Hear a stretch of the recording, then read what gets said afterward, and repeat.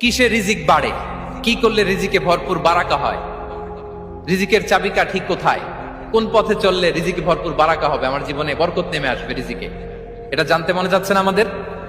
হ্যাঁ, কষ্ট হচ্ছে আপনাদের? কষ্ট হচ্ছে? তাহলে কি করলে রিজিকে ভরপুর বারাকা হয়, কি করলে আমার জীবনে ভরপুর বারাকা নেমে আসে, এই পয়েন্টটাতে আমরা একটু আলোকপাত করি।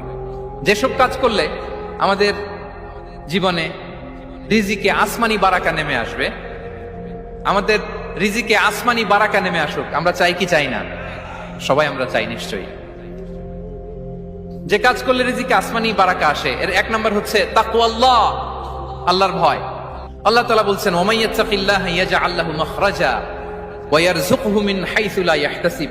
যে আল্লাহকে ভয় করে, যে আল্লাহ সচেতন, আল্লাহ তাকে মাখরাজ, মাখরাজ মানে কি জানেন? ওই যে এক্সিট লেখা না এদিকে, এই এক্সিটকে আরবিতে বলে মাখরাজ, মানে কোথাও